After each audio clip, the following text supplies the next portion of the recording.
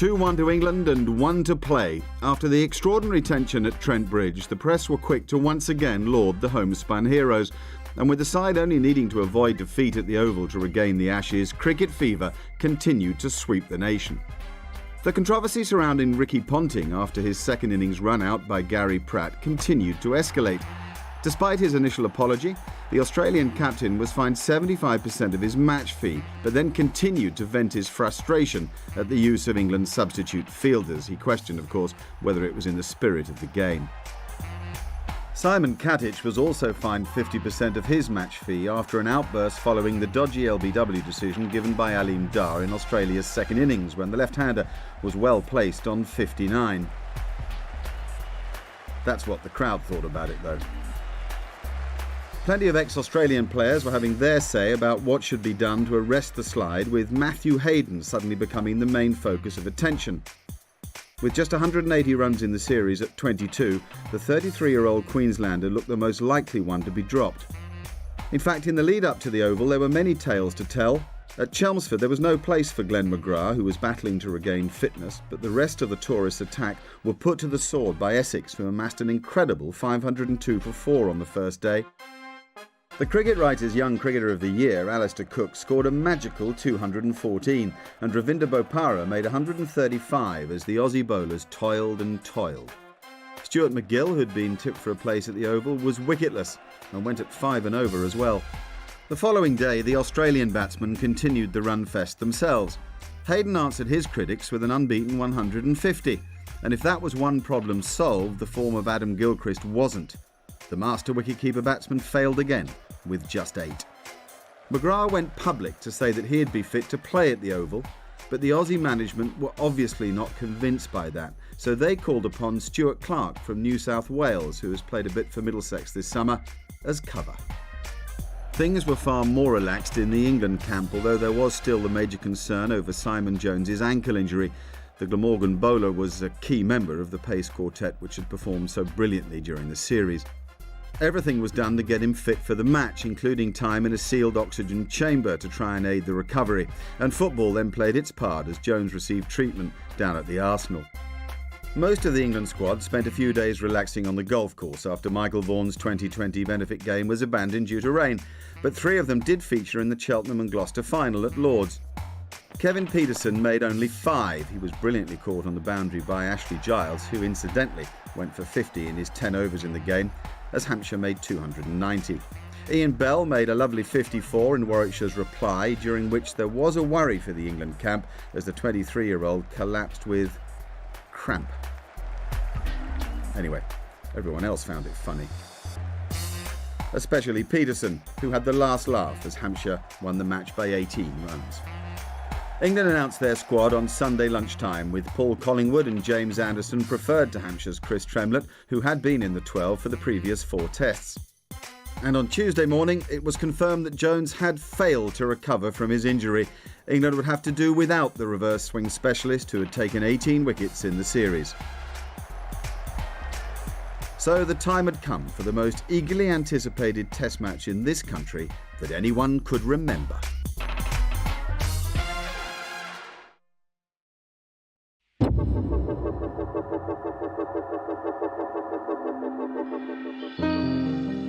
Go, England, go was to be the resounding theme at the Oval, a grand ground where the new architecture mixed so beautifully with the old. This the scene of many a famous finish to a summer, and we were set up. The final test match, England and Australia, sold out. Michael Vaughan has the coin and Ricky Ponting will call. Heads is the coin. It is a tail. Tail. Michael Vaughan has won the toss. We're going to have a bat. It looks a good service we've played. Some excellent cricket in the 3 games, batting first. Got to try and get a good total in the first innings, put Australia under some pressure. And you've had to make a change, enforced by Simon Jones's injury. What change is that? Yeah, Paul Collingwood comes in for Simon Jones. You know, Simon's bowled tremendously well for us, so he misses out. But you know, it's a great opportunity for Paul to come in and show us what he can do. Tell us the truth now. You're nervous. A little bit more so today, but you know, it's been a great summer for cricket. Both teams have played some really exciting stuff, and I'm sure this week will be no different. Michael, there's an almost unbelievable amount of hype surrounding this series. Can you go out and play naturally, you guys? I'm sure we can. We have done for 2 years, playing some good cricket. We've got a young team who really enjoy the big occasions. So this is no bigger than it has been. So let's just go out and enjoy it and try and entertain a few people. All right. Thank you for talking to us, Michael Vaughan. And now Ricky Ponting. It's a bad toss to lose? Yeah, I'm not sure. I think there'll be a little bit more bounce in this wicket, I think, than what we've been accustomed to over the last few games. So having McGrath back today will help us as well with that new ball. So it's important that we start this Test match a bit better than we have the last few. You know, we've been behind the 8 ball from the word go in the last 3 games. We've got to make sure we're better than that this morning. Does Glenn start the game 100% fit? Because at Old Trafford, he definitely had some repercussions from playing. No, he definitely does, yeah. We had to be extra cautious with him coming into this game, just with the magnitude of this Test match and his injury. You know, we didn't know how he was going to back up. So he's done a lot of bowling this week. We've made him back up on a few days in a row, and he's come through it with flying colours. So he's 100% fit coming into the game.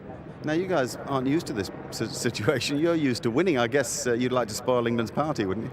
Oh, of course, yeah. I mean, it's been an unbelievable series to date, and we're looking forward to finishing the tour off on a very good note. You know, we probably haven't played our best cricket just yet, but all of that's ahead of us in this game. We know exactly what we have to do. It's you know, we've got no other option but to come out and play great cricket and win a Test match, and all our guys are very excited about our prospects in this game.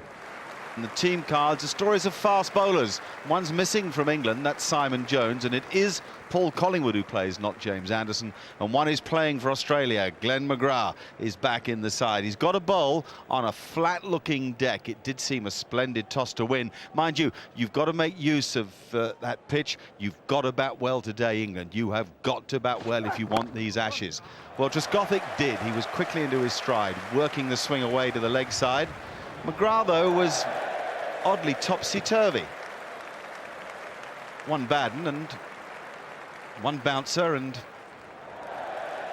one beauty to follow them. In fact, we couldn't work him out early on, but then all series we haven't been able to work much out.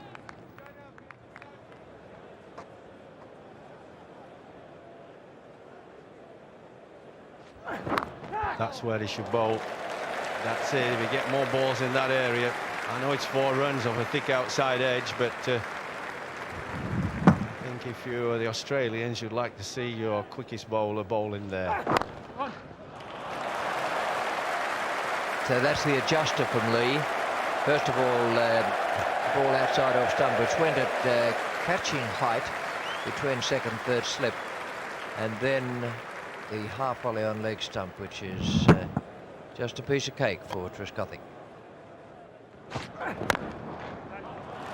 More runs for Strauss. The square here at the Oval runs almost right across the ground, so if you get the ball through the infield, there's a good chance you'll pick up 4. Lovely drive from Strauss.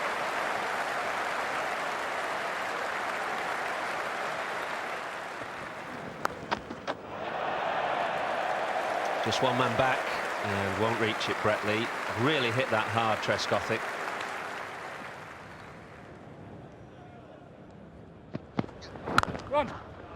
Runs here for Trescothick, and again it will run away across that very fast square bit. And the 50 up now. Good opening partnership between Strauss and Trescothick. Beautiful shot. Just a lovely, lovely straight drive. Shot of the morning for me from Marcus Trescothick.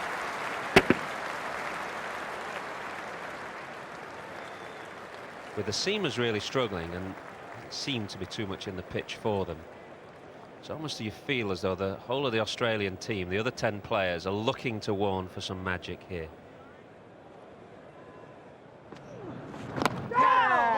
Edged but wide of Hayden.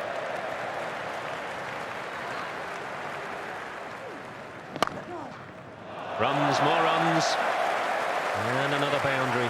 It's Trescothick's 8-4, and we've only had an hour's play. No magic to begin with from Shane Warne. In fact, after an hour, Australia needed a drink just to regroup. 70 for no wicket England, going along at a rollicking 5 and over. And Ponting was telling the boys some home truths. Something like, we haven't gone home yet, boys. There's a job to be done at the Oval. Sean Tate hadn't heard him. That was a full banger. but Shane Warne had, as Mike Atherton said, the magician.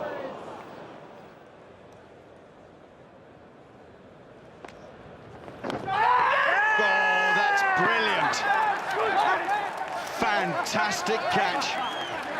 That is so difficult to do. Magnificent cricket this from the Australians, and as so often led by Warne, but backed up by something special. This is as good as it gets. These catches are very difficult. Just watch him move, and move very late. Wonderful catch by Hayden, getting both hands to it, staying down, and oh well, I think they all realise it. You could see the celebration there. That's a big wicket too. Trescothick for 43. It's 82 for 1.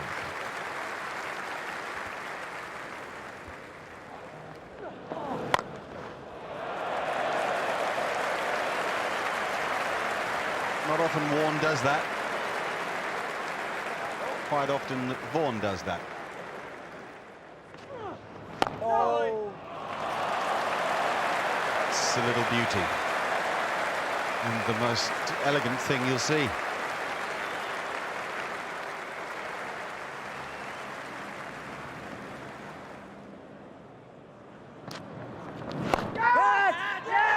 Oh, Vaughan is going to be cranky about that.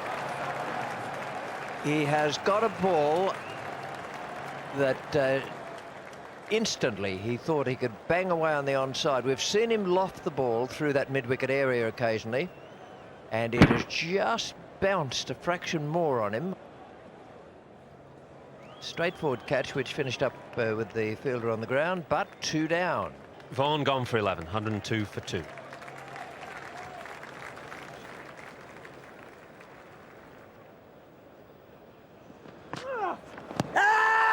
That is close. LBW 3 for 1. That's really well bowled. Bell hadn't got to the point of realising that Warne's not turning the ball much, but that was a quicker delivery.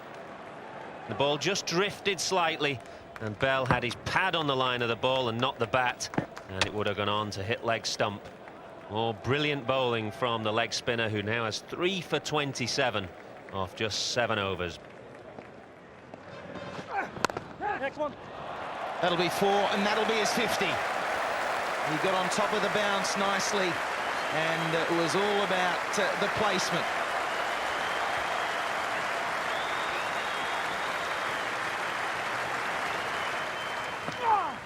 Bowled him!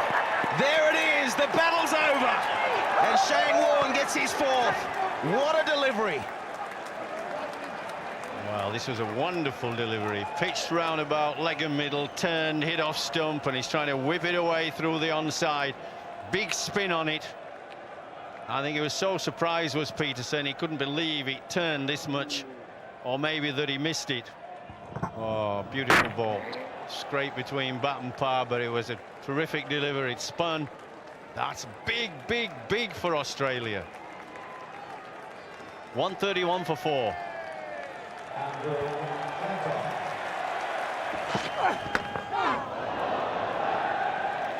Well, that's hit him on the crash helmet, I reckon. It's gone down to the boundary for 4-leg buys.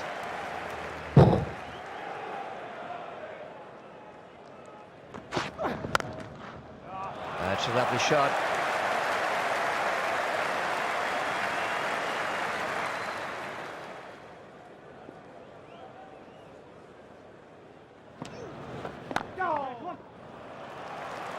It's nicely played by Strauss.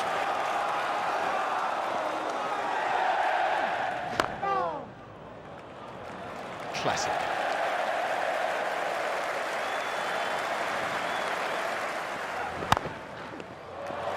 Is it that hard? He hasn't timed it that well, but it's rocketed away. That's the power of the man.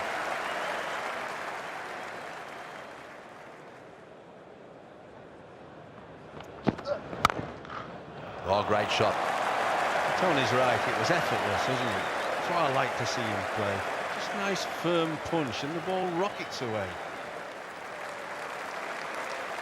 This was a terrific partnership that took England into tea by Strauss and Flintoff. So measured, they both seemed in absolute control of their game and of the opposition. So the opposition had another one of those team talks, and out they came, determined to make something of the final session of the day.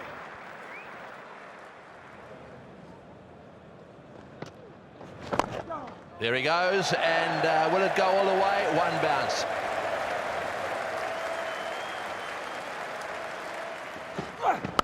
Next one. That's a good shot, well played.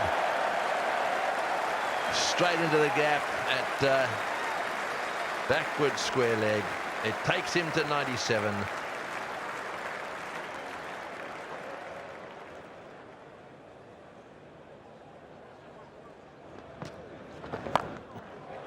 And he's hit it hard. It's gone into the gap at square leg. Another 4 to Flintoff. Oh, he's hit that one. It's going a long way down in the ground. Is it over the top?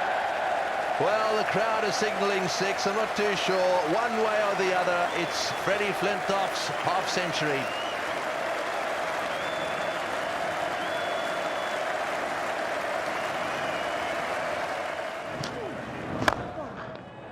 Straight down the ground. Lovely strike. Another 4.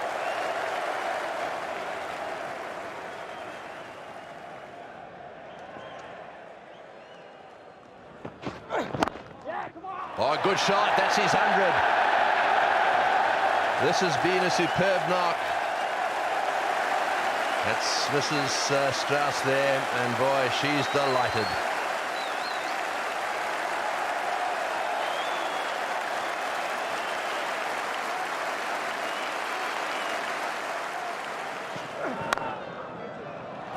That's a remarkable stroke. You think of lots of things when you watch Andrew Flintoff bat. Not always elegance. That was just a joy to watch.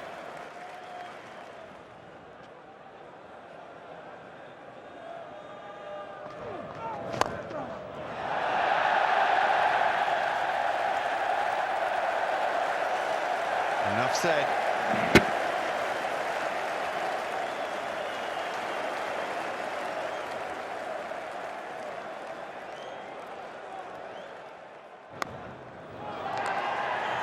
Yes, it has carried. Flintoff looking down for a moment. Wasn't sure whether it carried to Warne, but it did.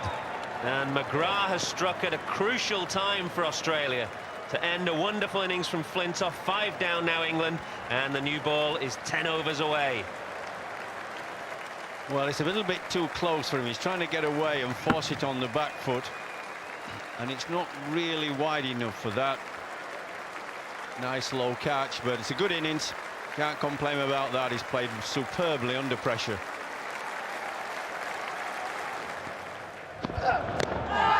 Brilliant bowling. Got him. Pace and swing. Never mind the new ball. It's the old one that's working for Australia.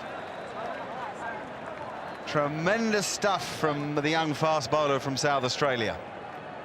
Yeah, he might look wayward at times, and a lot of viewers have probably thought, well, has he got his radar right? One down leg, one outside off wide, but then he can do that. He's got the ability of getting it up there. It's the reverse swing.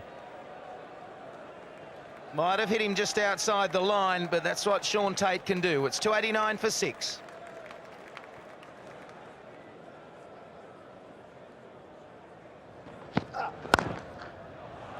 That's not bad. A nice way to just get yourself going in a test match.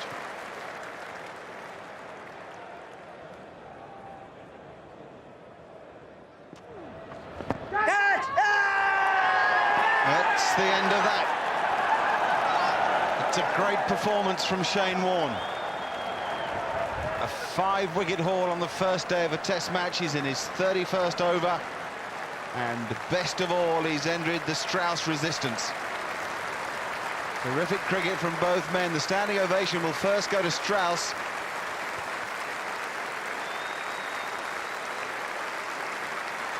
Played a marvellous hand today. Great athleticism in here.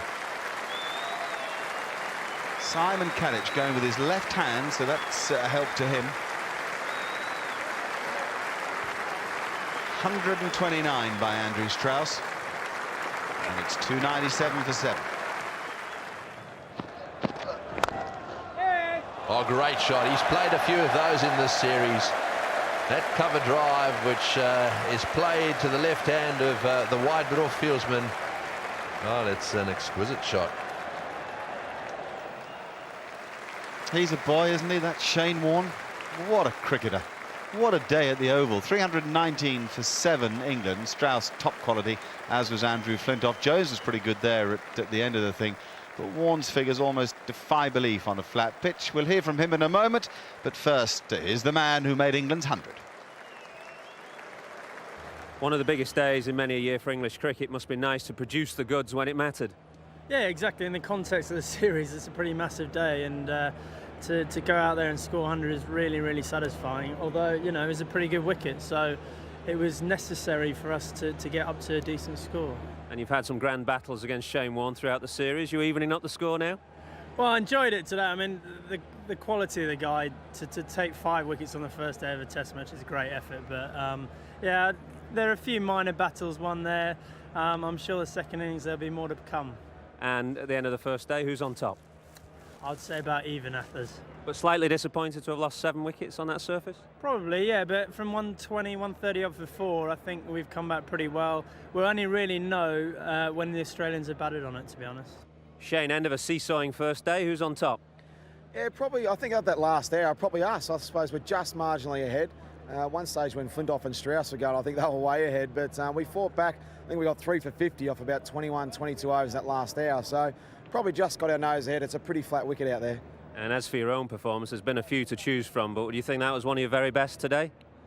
Given the conditions, I mean, it's a 4th Test match in a row. We've bowled first. Pretty flat conditions, not much to help. Had to sort of mix my pace up and my flight and things like that, so I think I bowled 32 or 33 overs. So, yeah, no, look, I was pretty happy the way the whole series has gone, and today, once again, we bowled first again, but not happy with the way they came out.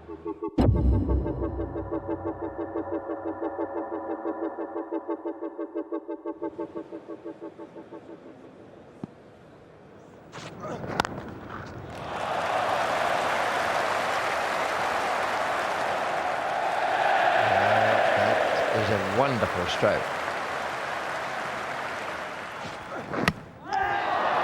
What a cracker. That has confused Jones. It was past him almost before he knew what was happening. That is the breakthrough. And said, good touch, he looked in. He's gone and had his off peg knocked back. It was a good one from Brett Lee, and that is what Australia were looking for. Jones 25, 325 for 8.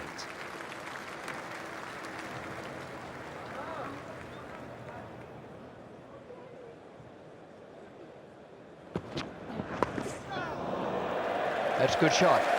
It's gone very fine.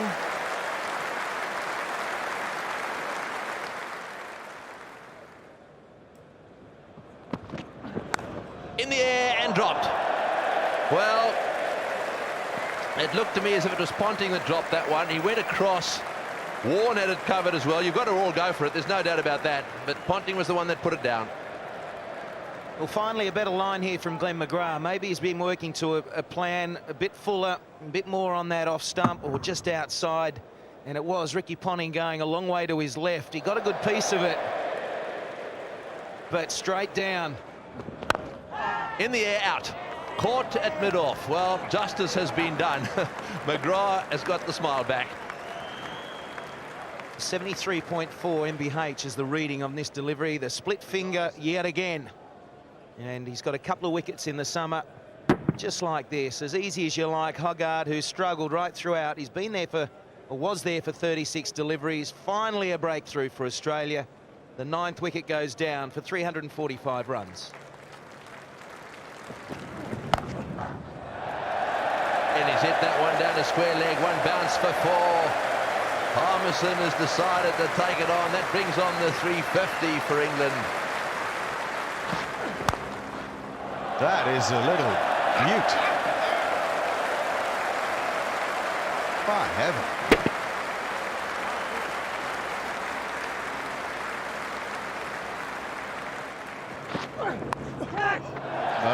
surprised to see that length of ball from Brett Lee.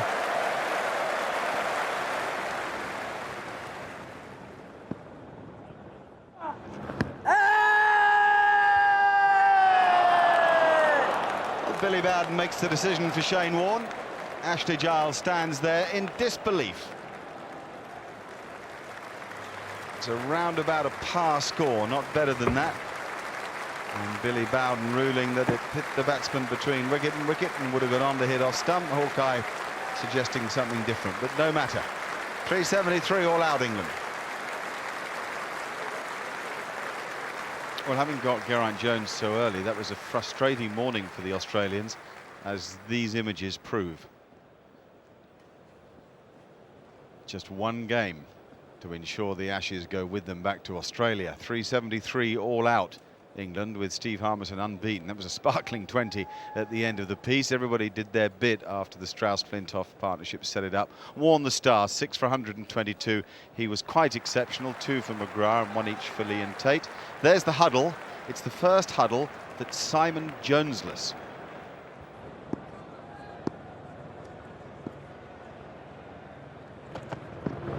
Oh, he's played and missed. That's a very good shot. Into the gap, and it races away to the boundary. That's the first 4 of the Australian innings.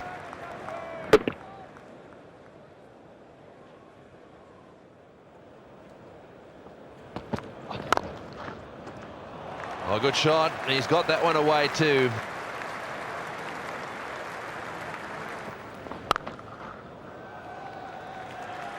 Magnificent stroke from Matthew Hayden. Short, outside of stump, 50 on the board now. 18 overs gone.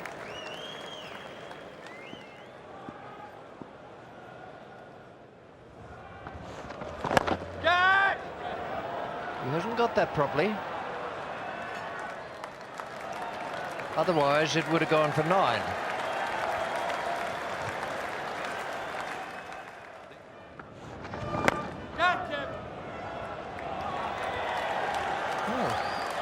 This is unusual.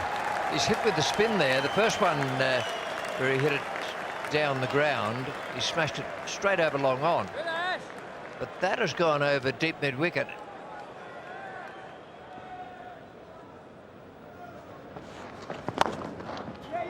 It's along the ground. It'll be saved out there by the man at long on. Well, half saved.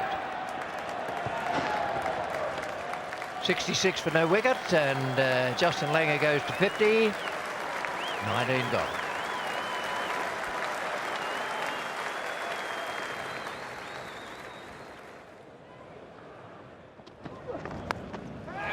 Dropped.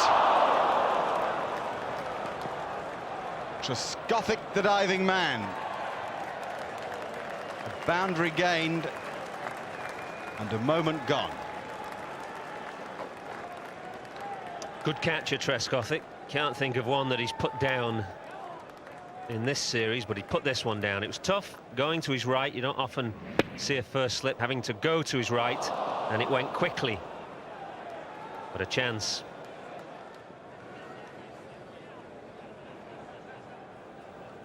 For Collingwood.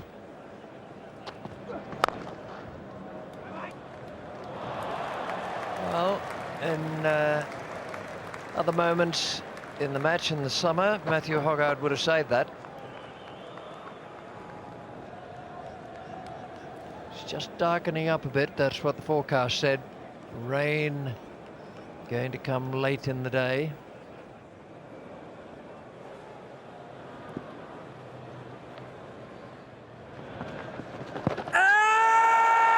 Not far away, I'm here to tell you. That, I thought, drifted back just a fraction for Ashley Giles. Not much. You're not wrong. Well worth a shout. It almost looked like it was a late decision for Langer to play this sweep shot. Very, very close.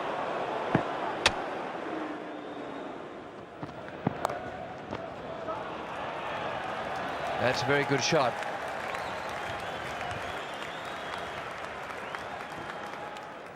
An efficient partnership by Matthew Hayden and Justin Langer. At times, Langer was at his fluent best. They came off at tee. There was a threat from the clouds, but I don't think we expected what was to come. 112 for no wicket at that stage. Langer 75 and Hayden 32. At tea time, there was a nice celebration. We're playing for one Ashes trophy here, but England's women's team had won the other one just a couple of weeks ago, and Claire Connor led her side around the ground, parading the Empire Trophy and their version of the Ashes to tremendous acclaim. Land of Hope and Glory, Jerusalem, and the girls took their bow. The players came out after tea. Matthew Hayden and Justin Langer were offered the light by the umpires, and they took it. Now, that was a surprise to a lot of people who feel that with Australia having to win the game, well, they can't win it unless they're on the park. Mind you, maybe they knew that an electric storm was on its way, though it didn't pitch on us particularly. We saw the lightning from the distance, we heard the thunder. At 4 o'clock, out the players came again, or did they? Nope, back you go, said the umpires. And the main reason for that was that the rain came. The full plastic sheets came on. There was frustration and aggravation for all the ticket holders, never mind us. And 20-6, that was it for the day then.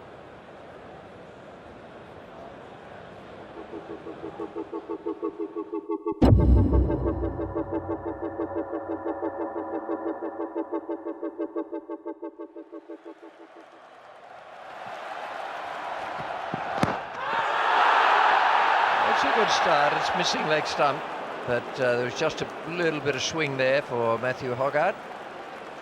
But certainly he finished up having Langer with, well, he had him cross-footed. There's the seam position. A little bit of swing, and you can see all three stumps there.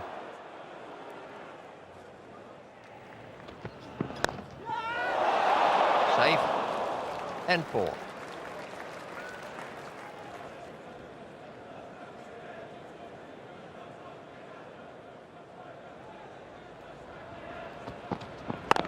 Yes. 50 to Matthew Hayden. And amazingly, that's his first contribution of 50 or more in the series. Reflects on the fact that England's bowlers and the captain have set good plans for him, set good fields, and they've bowled intelligently at him. And he's been way short of his best.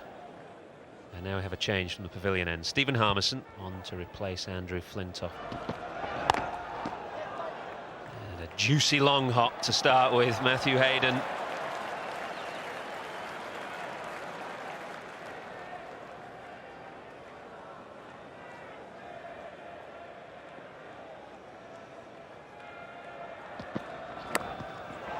That's well bowled. A little bit of life there. And Langer comes back. 100 to Justin Langer. He's played really well. He carried the attack to England yesterday when it was so important. It's his 22nd century, and he's 4th against England. And on this ground, he made 102 not out at the Oval in 2001. This is a real good knock.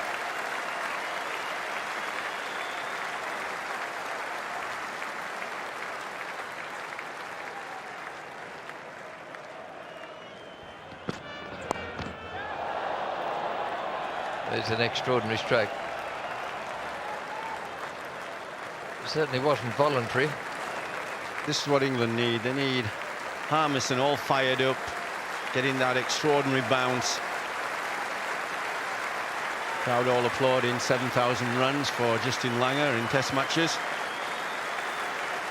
And in doing that, he's gone past Sir Donald Bradman.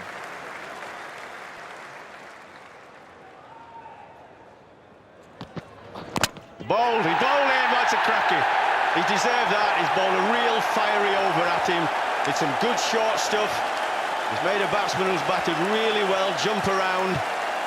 And Steve Harmison has done the trick for England. Well bowled. Well, it worked for Michael Vaughan. Get stuck into him, he said. And that's precisely what he did. You can argue a little bit of good fortune there, but at least he made the batsman play at the ball. There have been quite a number of batsmen play on in this series, and Harmison has done the trick. He's broken the partnership. 185 for 1 with Langer 105.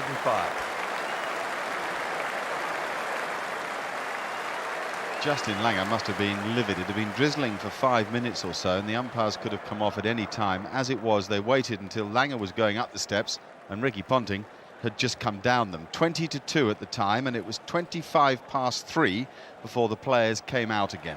The whole thing was driving us all completely crackers.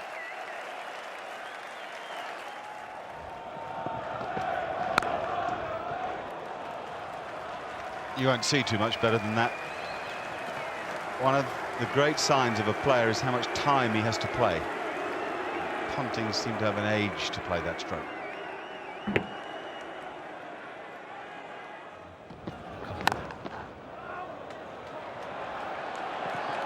Wonderful stroke from Hayden, pulling that ball well in front of square. Peterson's back on the fence, but that ball has almost gone to wide long on, not square leg, and that's a sign that Hayden is now seeing the ball very, very early.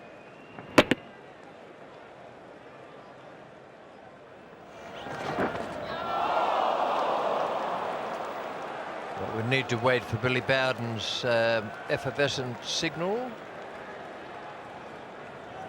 which is runs. I don't know, is it a chance if he doesn't get a glove on the ball? Well, it's a chance to someone.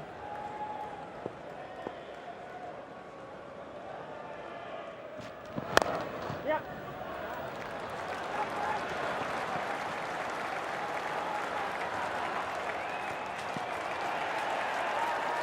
That is a very good 100 from Matthew Hayden. He's 21st and he's 4th against England. That was a really good knock. He let Justin Langer do all the hard work early on. Just made sure that they didn't lose a wicket between them. And now Hayden's out there, reached 100 and has gone past 6,000 runs in Test match cricket as well. The way the team have batted so far, that they're intent on batting once in this match, that getting a lead sufficient for Shane Warne to bowl at England, with Australia having a lead, and put England batsmen under pressure with the ball turning a bit more than it did first morning. There's a man out there deep square, but it's wide of him. I don't think he picked it up too well. It's difficult to see for the fielders. Now it's going to be Andrew Flintoff. Good catch.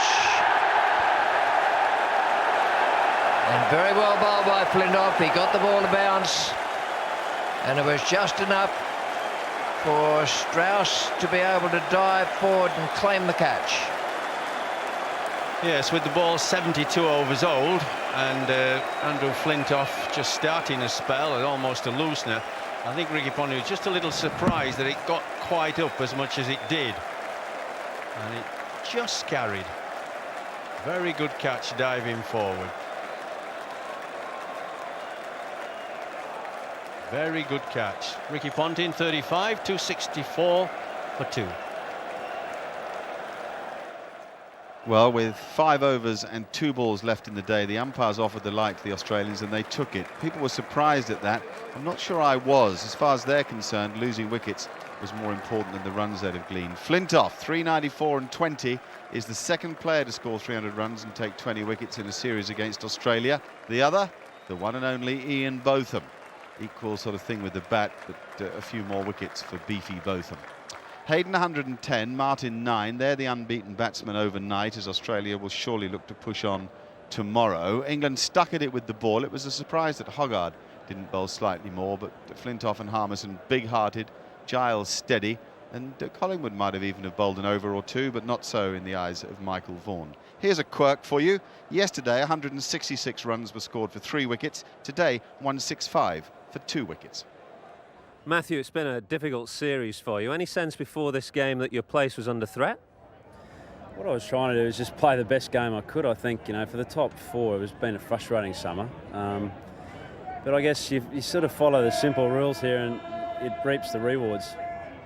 You seem to change your approach this innings, though. It's not kind of the Matthew Hayden that we've come to know. It was quite a measured approach to the innings.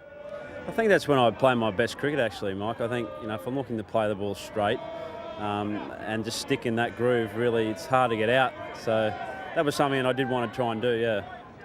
And looking forward, 2 days of play left. I mean, what's going to be Australia's approach over the next 2 days? Just get as many as you can and bat as long as you can? I think we need to have a good batting day tomorrow. And then I think as the game, take the game as deep to England as we possibly can, really. Still a lot of overs to be played now, so I think just bat and bat and bat and see if we can bat some more. We think about batting, we'll bat some more, and then take it to them on the last day.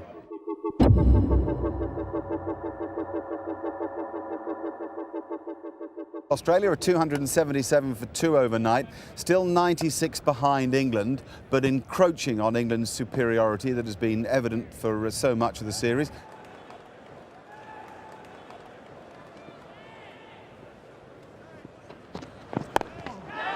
Oh, what's out? Well, see, caused him problems last night with the pace and bounce. He's done it again straight away with an old ball, I might say. He's got it to bounce and created a sort of ugly sort of shot from Damian Martin. A sort of half defensive, half pull. And it just spooned up to mid-wicket. Great effort by Flintoff with an old ball.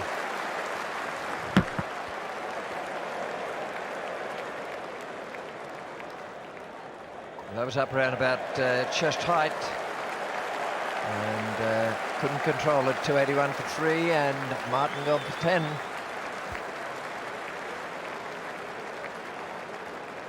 It wasn't long with an old ball, though. Within 15 minutes, the new ball was taken by England. Then the light was offered by the umpires. No, said the Australian batsman. Then Stuart MacGill, the Australian 12th man, came onto the field. He could have been saying anything. Get on with it, stay on the field at all costs, or even bat the day, we'll squeeze the palms tomorrow.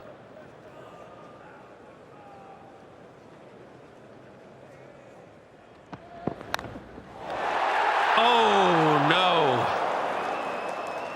no. Wide swinging delivery, slashed by Clark and put down by Flintoff. Well, Stuart MacGill has just run a message out, and I'm sure it was, well, stay out here, guys, and maybe try and up the ante, get on with it a little bit. First ball after the message, Michael Clark trying to thrash run through the offside. He normally swallows those, doesn't he?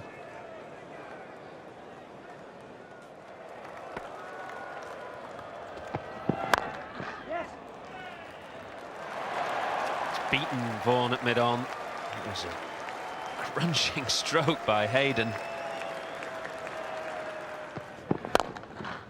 That is a beauty. That could just be about the best stroke that Hayden has played all innings.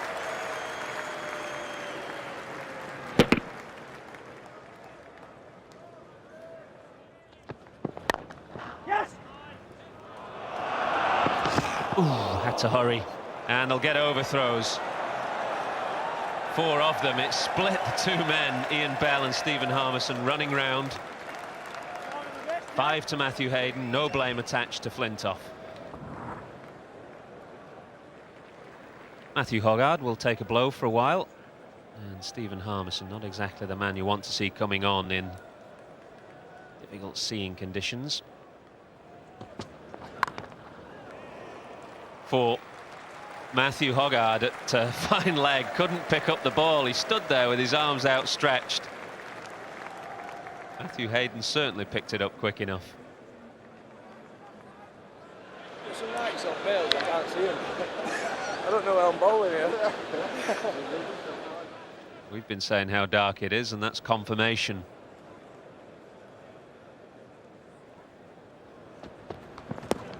Must be LBW, surely. Yep, it's a slow death from Rudy Cookson, but it is a death. Flintoff has done it for England, but Matthew Hayden will leave the field with his head held high because he's played a terrific hand. Yes, he's fought back well. There's no doubt about that. The replay here will be interesting. Did it nip back a little bit to straighten its line? Yes, I think so. I think that's fair enough. And there's confirmation of a good delivery from Flintoff. The end of a very good innings from Hayden. It's been a fight-back knock for him. He's had a tough time of it. 138, 18 fours.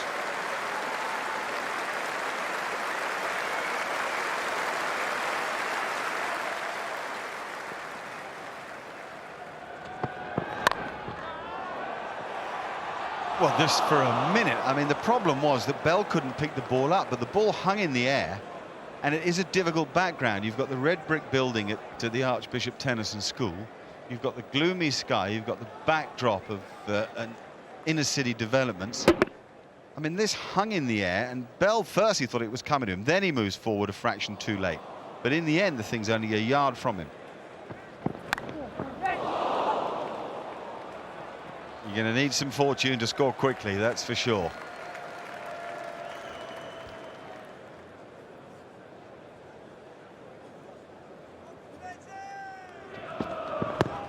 That's also close. That is also out.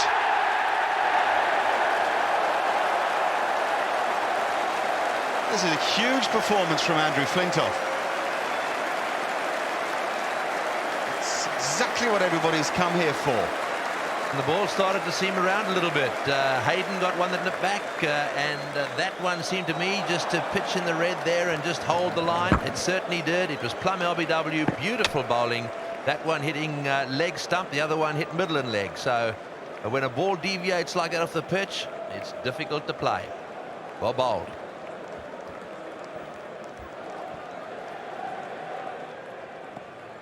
Riveting field set for Gilchrist straight away.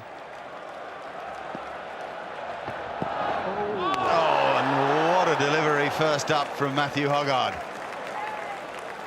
Hoggard wanting Gilchrist to think that he'd bowl him the in-swinger with the way the field's set, and what does he do? Zips one across him.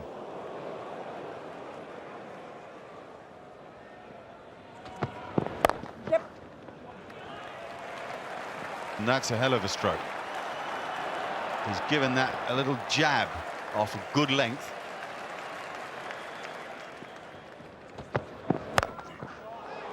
Wow. What a stroke that is. Yep, we got a game. This will be the first delivery that Gilchrist has faced from Flintoff, and this has been a great contest right through the series, and you'd have to say that Flintoff's winning the battle. Whoa. First ball, and there's a play and a miss, and he's had a stranglehold on the left-handers, but particularly Gilchrist.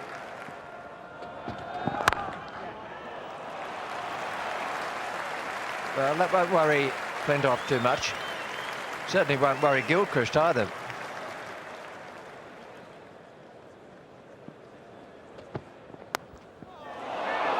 Safe. Not sound, but safe.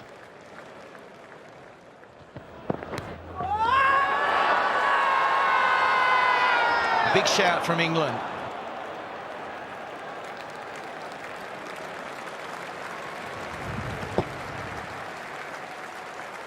Just the bottom of the thigh pad, I would imagine. Yes.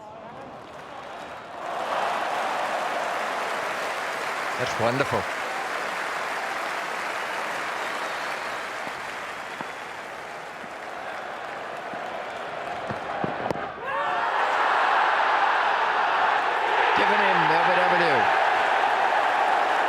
Hoggard with the swinger.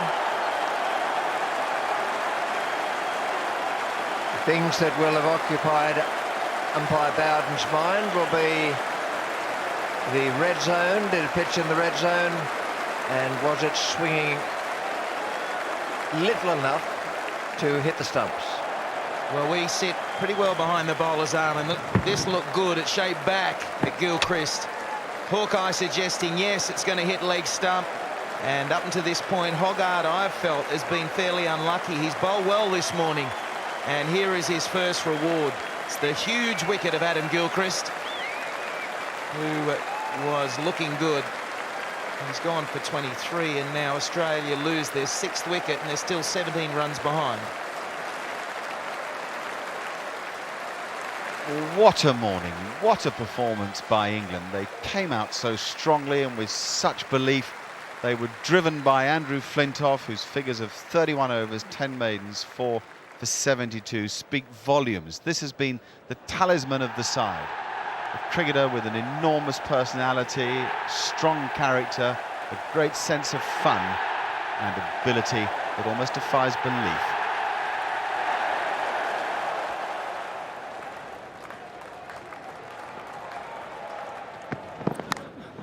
In the air and down. Oh my goodness me. Well, catches so important, and it looked to me there as if they both went. I suspect the keeper got a glove on that. He's got to catch that. Can't blame first slip for that. That's the keeper's. Oh, that's out. That's out. Yes. Beautiful bowling. Keep it up there. Swing it a little bit. And if he misses, it's going to hit. Oh, they're happy in the aisles. Swing, I'm amazed how they have not adapted to it. It puzzles them. They look at it, hitting on the up through the line. Oh, that's missing leg, missing off, and knocking middle out halfway up. 3:59 for 7.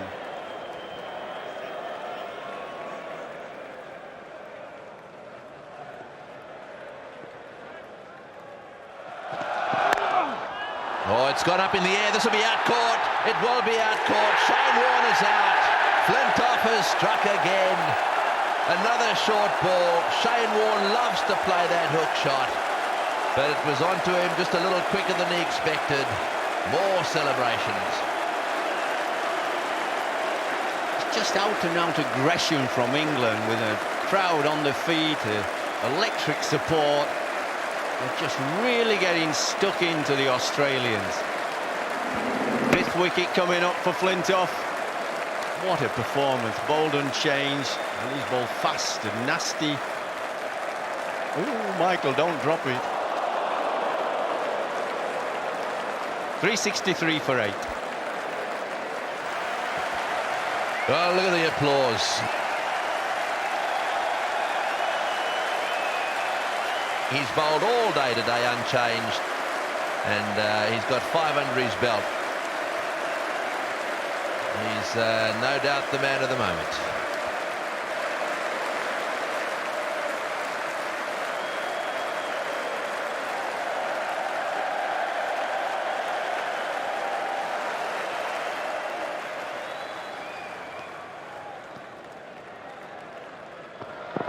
Knocked out. Got him, yes, got him, no trouble. That's the place to bowl to them. Pitch it up, swing it away, thick edge and beautifully caught. Mind you, it was pretty straightforward, but they've been dropping a few. Hoggart making a contribution as well.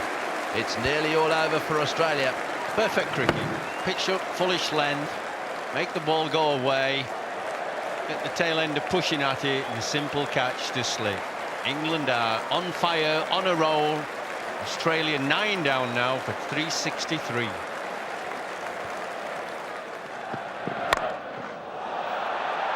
Could be out.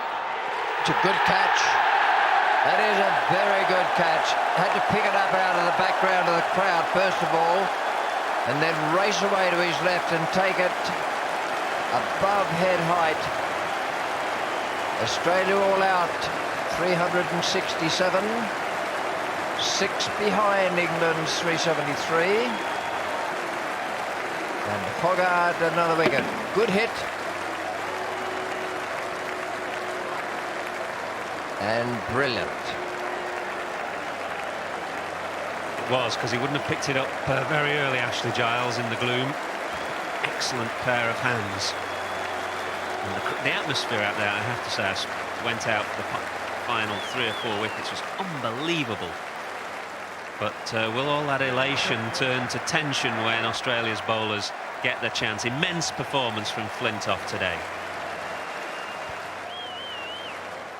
Once the Australians began to fall, they fell in a rush. Look at the times of the wickets. 10:39, 11:43, 11:56, 12:29, and then again after lunch in a rush. 367 all out, built on the back of Langer and Hayden, but England's bowling was magnificent. You won't see better. Never mind just in heart and stamina, but in skill too. All the art of swing and seam before us from both Hoggart and Flintoff. England lead by 6 runs then as their second innings begins. Andrew Strauss and Marcus Trescothick with a big responsibility. What a day we've already had. 28 and a half overs, 90 runs and 8 wickets. Now, it wasn't a moment before the umpires were looking at the light. Remember, it had been offered to the Australians, but they turned it down. On this occasion, they said no, and you know who was about to play.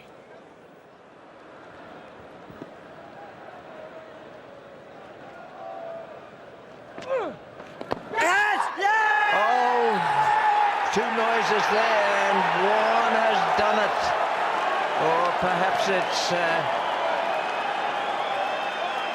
a dismissal by Lightmeter. Well, whatever it is, it's increased the nervous tension. Watch this delivery from Shane Warne. Strauss trying to play in front of his pad because he's worried about how he got out in the first innings. And a big, thick inside edge to Simon Katic. Warne has his first. Australia have their first. England 8 ahead. Now, the light was getting worse, so Billy Bowden signalled to Ricky Ponting, get a spinner on at the other end too. Then the umpires had a further chat about the light and they decided to go off. Listen. People have paid 60 quid for a ticket and they're pleased that they're not going to watch anything.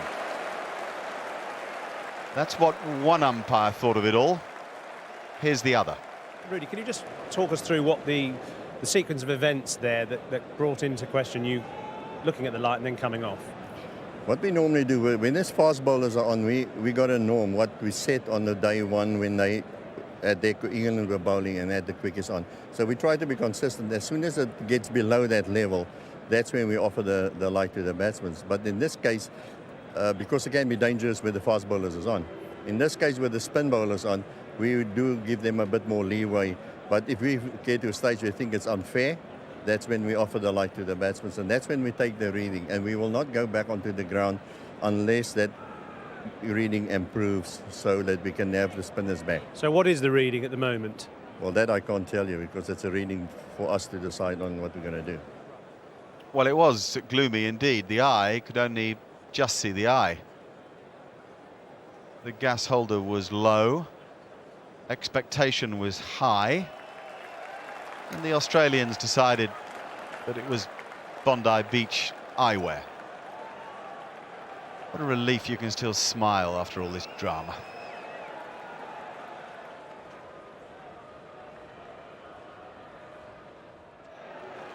Oh, that's a good start and well fielded. Oh, well, there's going to be some desperate stuff out there. There's no doubt about that. I think there's a few England supporters there trying to con the umpires into taking England off.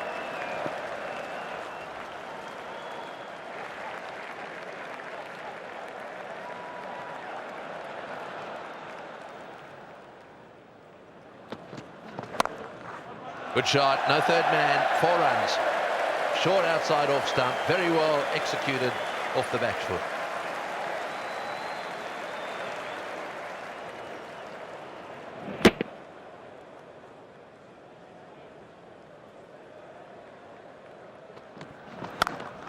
Another good shot, short outside off stump. Michael Vaughan plays a lovely cut shot that time.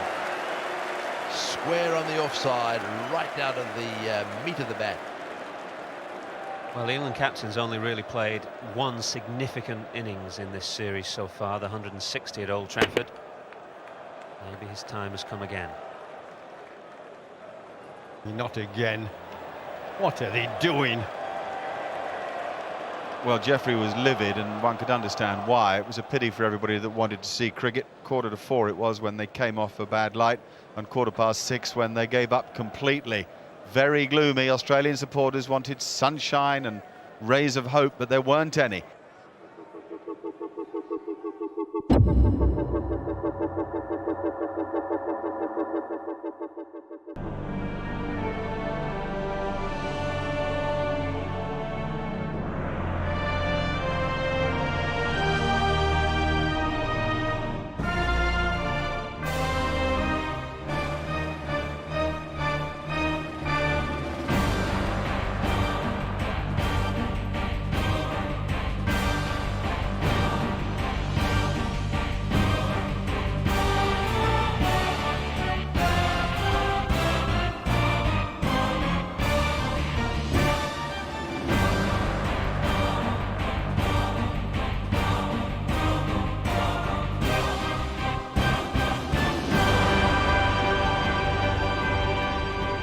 Those 12 disciples of English cricket have nothing more complicated to do today than win the Ashes.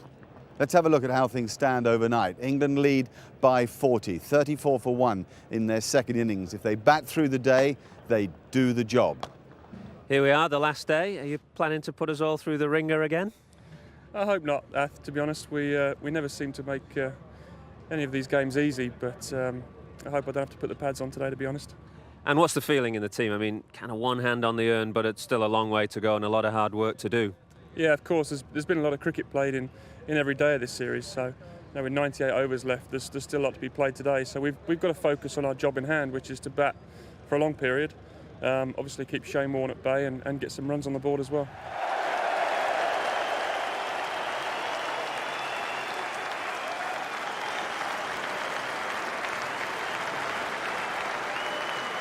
Good morning, everyone. Stirring moments. Anticipation on everyone's face around the ground, and everyone is waiting for this final day.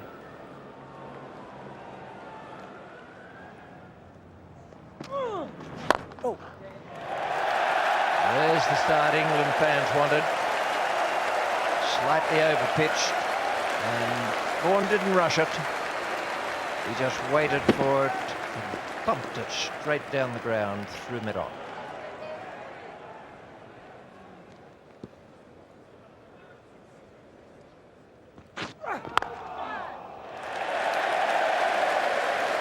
That's the problem. If you have a man on the fence at square point and you have an extra cover, then you take away someone who could be a catcher in the slip area.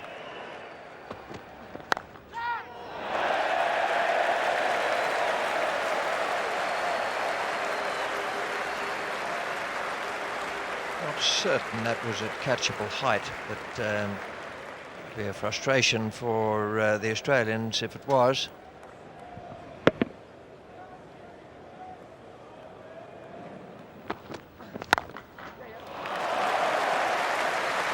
$50 up, and with no alarms this morning so far.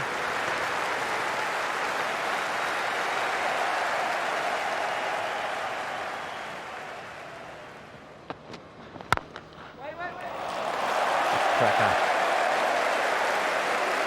Hardly any effort went into that.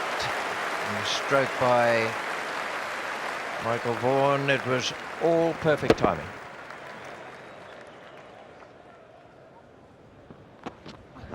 Oh, beautifully bowled. That's much better. You've got to make them play. There's no point here in wide deliveries and dot balls. Wickets are what Australia need. In the air. Oh, what a catch. What a magnificent catch. That's a beautiful delivery. It found the outside. It's quite a thick edge as well. And Gilchrist has pulled off a beauty.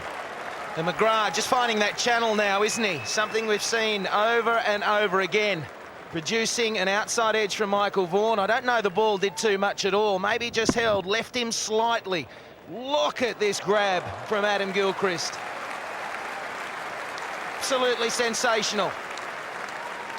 And the breakthrough that Australia wanted this morning, can they get on a roll from here at 67 for 2?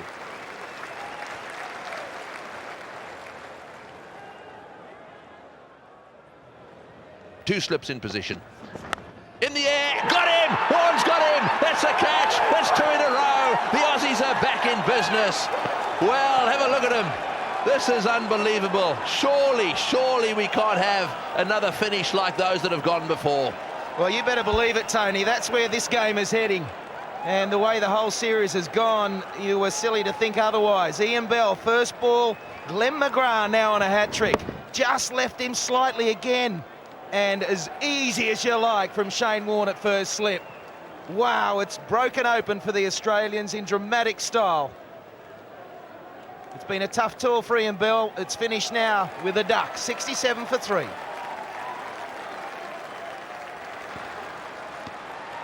Here we go. Oh, it's got, has he got him? A big appeal, not out, hit him on the arm. They're all in the air. The Aussies reckon they had him. Peterson stood his ground. Oh, dear, oh dear. Let's have a close look here. Shoulder, fantastic decision from Billy Bowden. He gets it right. The Australians were always going to go up because the gloves were close. Everything was close, but Billy Bowden has got that exactly right.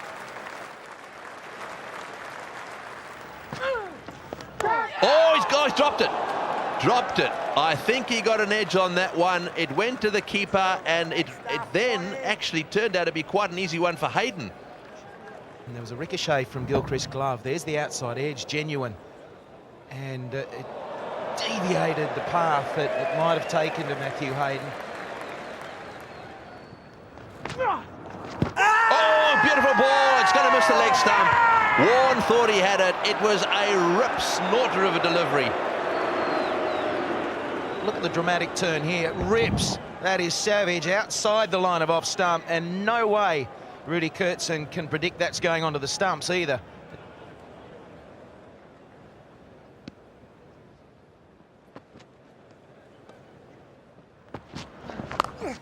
Oh, he's hit that beautifully. That is a superb shot.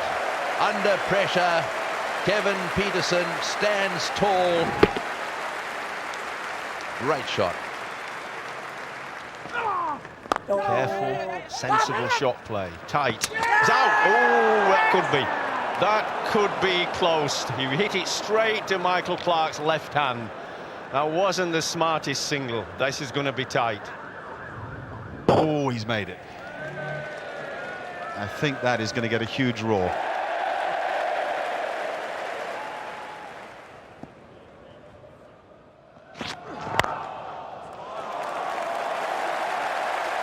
It's a super confident drive.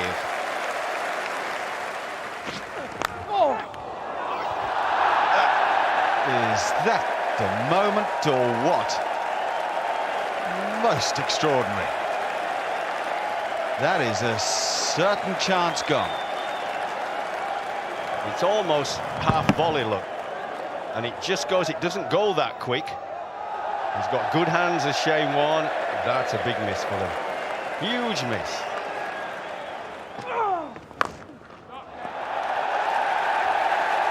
There you go.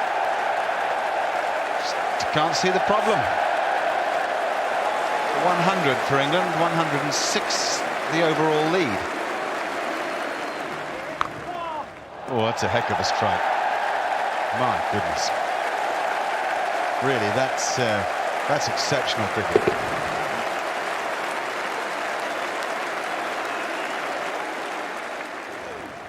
Oh, that's got to be close. Oh, yes, up goes the finger. Warne has got him. Well, it was a question for me of did he get outside the line or was it going to slip down the leg side? It spun a long way. He got the benefit of the doubt last time round. Warne went up again. This time it was the opinion of the umpire that Trescothick was in front. Let's have a look. A lot of spin. Hit him on off stump, and I think this was a good decision. It did spin a long, long way, and there's a lot of guesswork for Rudy Kurtzen. Listen to the roar. Flintoff is coming onto the ground. They're on their feet.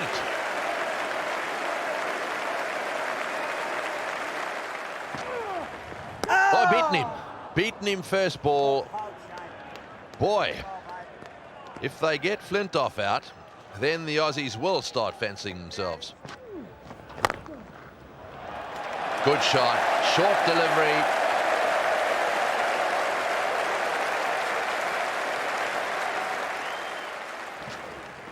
In the air, got him, caught and bowled. He's hit it straight back to him. Caught and bowled, and look at Warne. That is a big wicket. He's been tossing it up, trying to encourage the drive. Flintoff has come into the trap, and Warne that time takes the catch. Brilliant bowling, and a fine catch too, and the reaction will be replicated all round the ground. Drive from Flintoff, slightly uppish. Good, smart, low catch from Warne. Big, big wicket, that.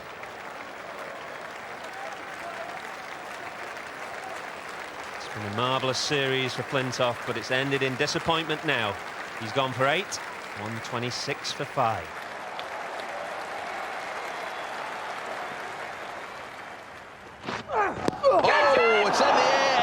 top. What a delivery.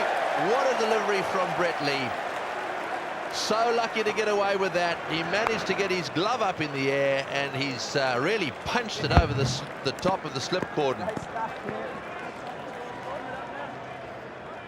That was an incredible morning. Australia threw body and soul at England and did so well. Attack, attack, attack working for them. 127 for 5. Remember, add 6 to that for England's lead, so it's 1-3-3 at lunch. 2 for Glenn McGrath, 3 for the incomparable Shane Warne. What a pair they are. What a job it is for Kevin Pietersen and for Paul Collingwood, born into this test match, especially against these two. Masters of their art, playing in a game that almost defies belief.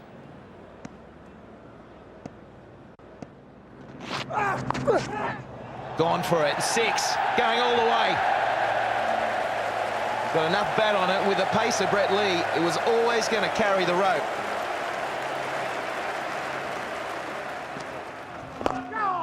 Nicely played. That's the 50 for Pietersen. He can feel himself fortunate to be there because of the drop chances, but you've got to make the most of those opportunities. He's doing so, and now he looks like the old Pietersen. He's finding that form again. That one, where's it gone? Straight in the air, it's another 6! Whoa, well, Shaun Tait down at fine leg. Thought that was going to be down his throat, and it kept travelling and travelling. So it was a crowd catch in the end. 150 out, but if you get any sort of bat on it at that pace, it's going to fly into the crowd. I've mentioned they're shortish boundaries now. A powerful lad, he hits it hard. Anybody who gives you a good clout, just got to make sure you get a decent amount of bat on. Doesn't matter if it's a bit top edge-ish. It'll actually go further if it's a reasonable top edge, because Brett Lee's bowling fast. Again he goes. Shaun Tait, it was a good effort, but it got to him so quickly, and he couldn't hang on to it. And Geoffrey Boycott is giggling next to me. Why, sir? Well, it's great cricket, isn't it? You can see what he's doing. I think he got his right hand to it here. It's a brave effort. Yeah, but it would have been an outstanding catch.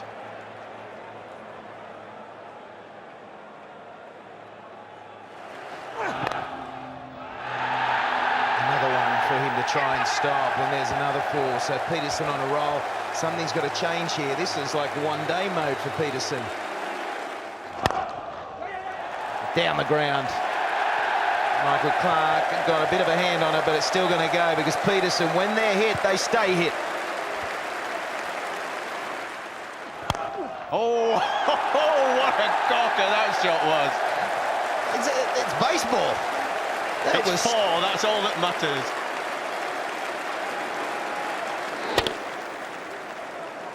Wow, what a shot. You're not going to find that in the textbook. That is the special quality that Pietersen has to come up with these sort of odd shots, and very aggressive. And I've said it before, the crowd is going absolutely berserk.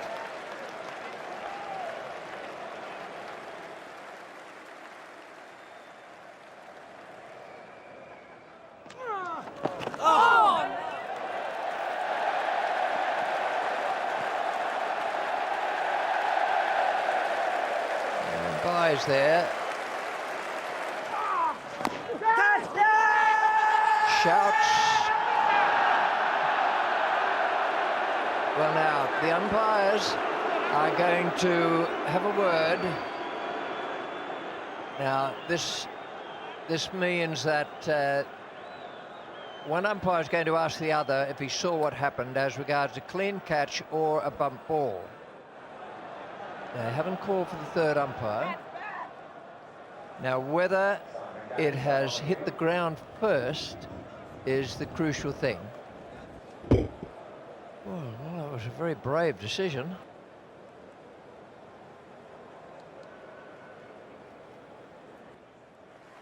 And after that bit of drama came this. We were all saying thank you.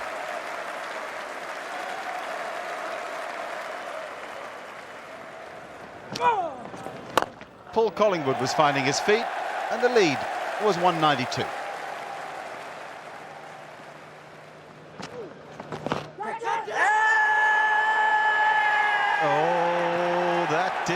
for Collingwood. Warne is the striker again. It's a terrific catch.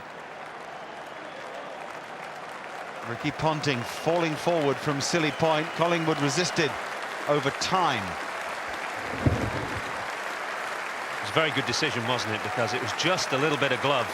And Ricky Ponting taking an excellent catch, diving forward. Paul Collingwood resisted bravely, really. Just the 10, but he hung around for a fair while. 186 for 6.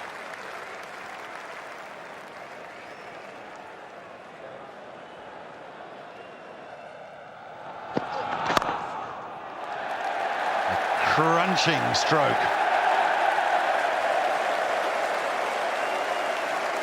When you think there's a man back at square cover, he had no price.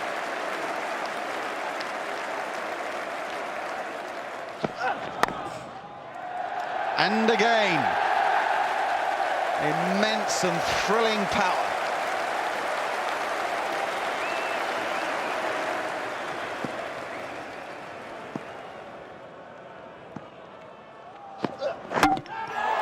Sean Tate has bowled Geraint Jones. Sheer pace doing the trick. That's why Ricky Ponting brought him on to bowl. All but 90 mph and a flying off stump. Another sign of such drama here at the Oval. Well, the off-peg's gone about 8 yards back. This is a quick delivery that scuttled through Geraint Jones's defence. His checker, the stump. It's still going.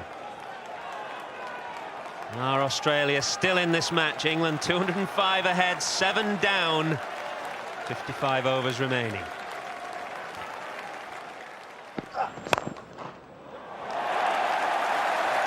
Cracking stroke through the onside, and it really is a favoured position. A favoured shot for Peterson.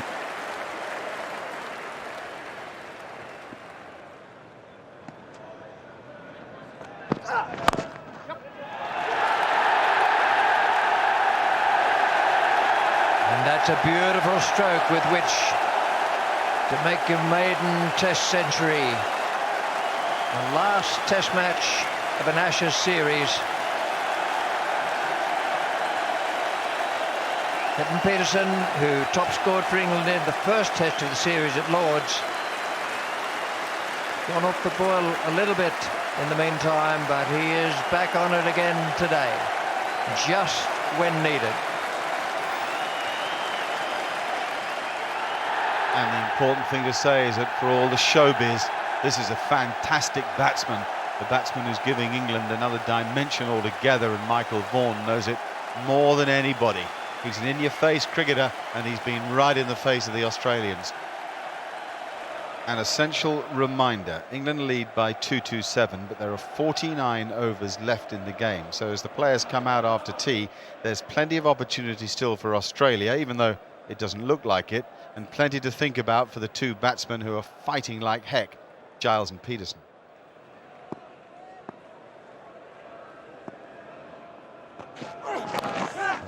Well, it's gone fine. It's moving across, and it's a problem area for Giles, but he got bat on this, and it went fine of Ricky Ponting.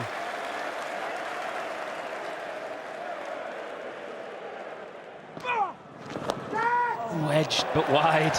Wide of Matthew Hayden. It didn't carry either. And there'll be 3 in this.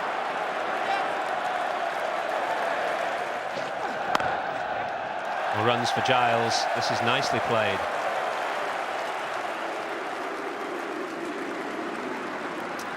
.232 for 7.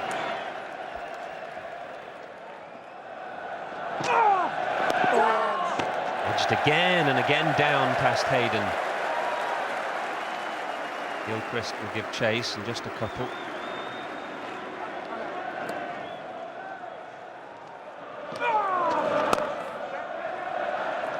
Oh, Sean Tate rushing in. And he's allowed Giles a second and Peterson to keep the strike.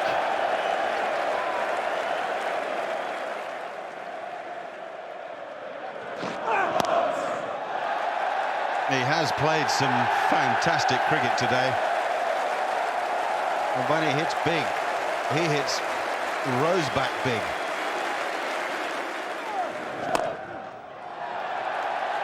What a bit of batting.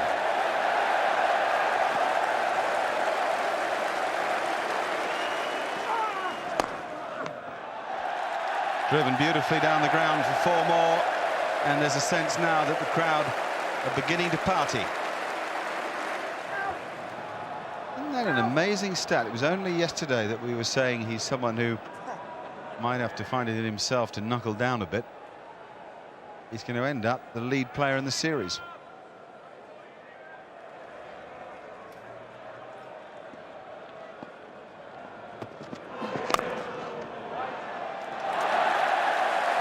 We'll be releasing a DVD of this series, and there'll be a chance to sit back and enjoy this man's stroke play.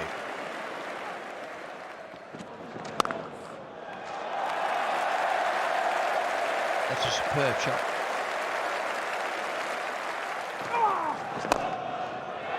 Hit that cleanly.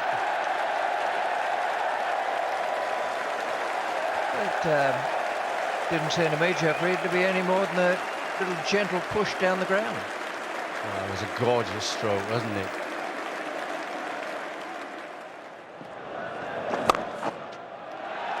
Oh, he tried to bowl a slower leg spinner. It was wide, and he just picked it up for 150.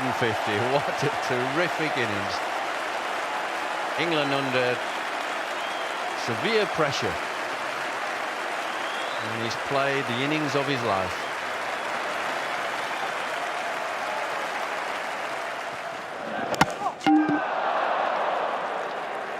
McGrath has picked him up. Late in the day, he's got a beauty through Kevin Peterson. 308 for 8 now.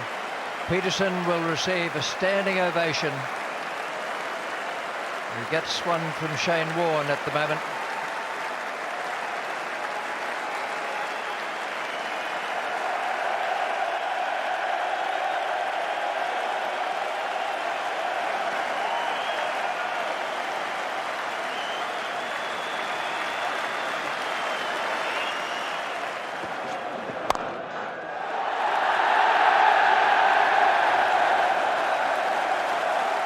What a 50. Ashley Giles is some cricketer.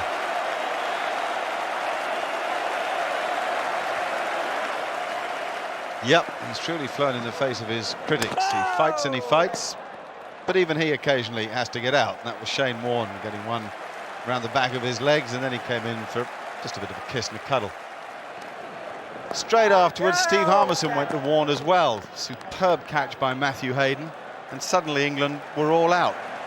But they led by 341, and all the attention suddenly was on 2 Australians who left the field for the last time. 335 all out. Kevin Peterson, an unforgettable, magical 158. He rode his luck early on, but then he took it to the Australians, and did he take it? 6 for Shane Warne. He finishes with 12 in the match. 3 for Glenn McGrath, 1 for Shaun Tait, but it's all about Warne. As a brief passage of play remains, England come back onto the field. There's already a bow or two to take because everybody knows where we're going. They talk about the light, and then this happens. The news is that the 2 umpires, Rudy Cutston and Billy Bowden, will walk out to the middle and with great ceremony will remove the bails from the stumps. What a performance from these 2 gentlemen. All-time perfect. There it is. England have regained the Ashes. What sweet words those were. Yes, there was an element of farce to the end, but the performance had come from England, and the crowd helped them celebrate this quite spectacular moment.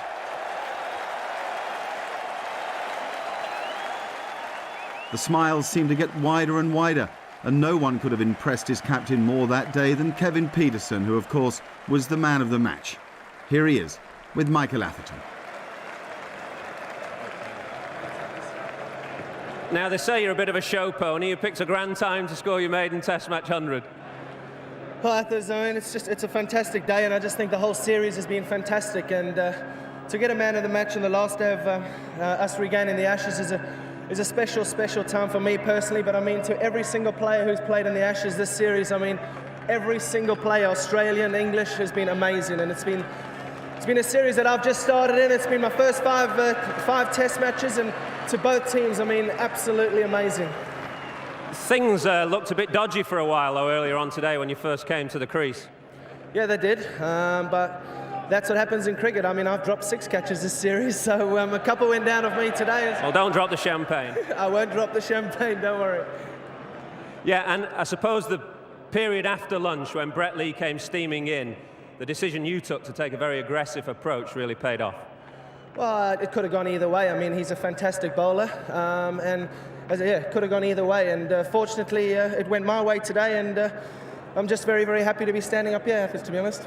And I guess most of the nation will forgive you anything this evening, even maybe that haircut. Let's have a look at it one last time. Kevin Pietersen, ladies and gentlemen.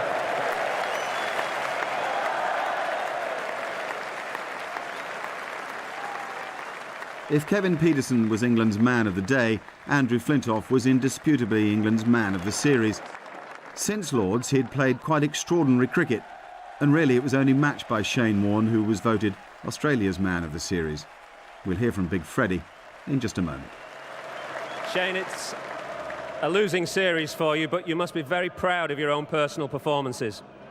Yeah, look, it's been one of those series. I think everybody that's witnessed that came to the grounds, everyone that played in the series from both sides, I think it was an amazing series, and England were just too good for us in this series, and all credit to them. But from I suppose from a personal point of view, to have the series I've had, it's probably my best ever series, and I suppose like everybody else, we tried as much as we possibly could, but England were just too good. But look, it's been an enjoyable series.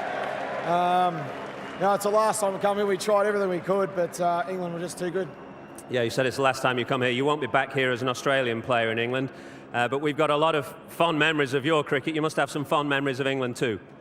Oh, look, it's been I think England, they enjoy their cricket. They've, no matter how they're playing, they always get behind their team, which I think is fantastic. It's just been a pleasure to play over here. I know when England come to Australia, they enjoy it. When we come to England, it's always good fun. I think the crowds at all the tests have been sensational. It's always a pleasure to play. The ground's always good, they're full, and it's just a pleasure to play here. Well, many congratulations on your own personal performances this series. Great is an overused word in sport, and we may not see the likes of Shane Warne here again, so big hand for the great Shane Warne.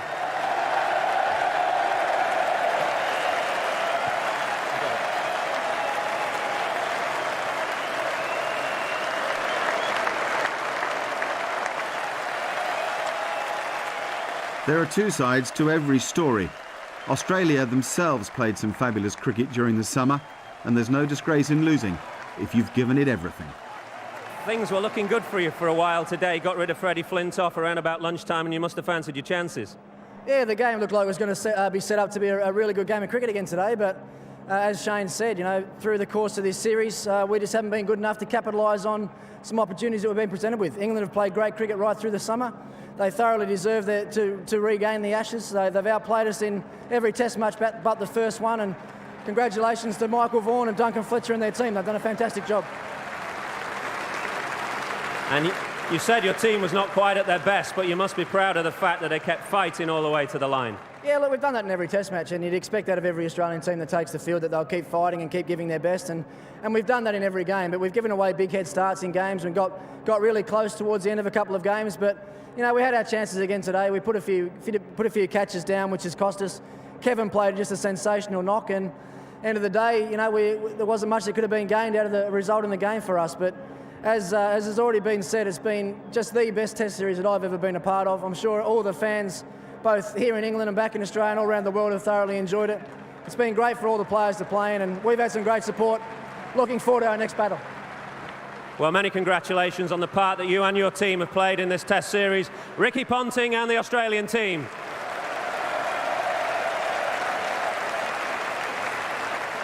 There was another special moment to come for Flintoff. A new medal had been commissioned in the name of Dennis Compton and Keith Miller, legends both. How fitting it should go first to Freddie. We'll have to stop meeting like this on the podium. That's your third major award this series. No, I've enjoyed it. It's been obviously a great summer, and today's been pretty special. I thought the way that Kevin and Ashley played today was unbelievable, and it epitomised the way we played our cricket. over the past 5 weeks or so, and let me tell you, we're going to enjoy this moment. Something you dreamed about as a little boy? Yeah, you got to pinch yourself, you know. We'd probably still think I'm dreaming. I've watched the Ashes as a kid, and then to be involved in it and play a major role in an England victory, bringing the Ashes home, it's been unbelievable. Well, many congratulations on the part you've played. Freddie Flintoff, ladies and gentlemen.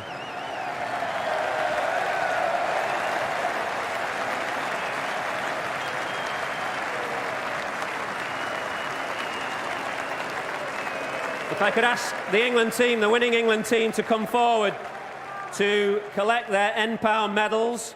Marcus Trescothick, Andrew Strauss, Ian Bell, Kevin Peterson, Andrew Flintoff, Paul Collingwood, Geraint Jones, Ashley Giles, Matthew Hoggard, and Stephen Harmison. I think we should get Simon Jones up as well, who played such an important part in this series.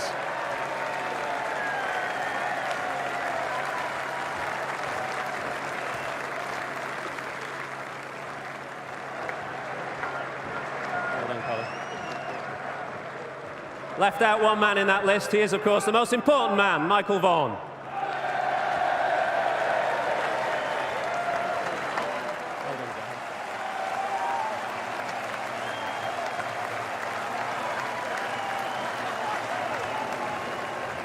Convoluted end all round, bit of an anticlimax at the end, Bart, but I guess you won't bother about that too much. Well, it's been an incredible day, an incredible series, and full credit to Australia and the part they've played in a fantastic series. Ricky's team have made us fight all the way. We've had to really dig deep on numerous occasions. I think winning the toss and batting on 4 out of the 5 occasions certainly helped. But our team have been fantastic. The way that they've responded to the challenges thrown at them has been incredible. Yeah, your team will have grown up a lot in this series and probably grown old a lot today as well. You seem to have a furrowed brow on the balcony there for a while. Oh, without doubt, I think we've all aged a few years and a few grey hairs have come through, but it's been a fantastic series. The support we've received this last 8 weeks has been incredible for the game of cricket, and we really do appreciate all the support which have come our way. Well, your role as captain of this team has been immense. It's been nearly 2 decades since an England captain has had his hands around the little urn. The long wait is nearly over. Don't drop them.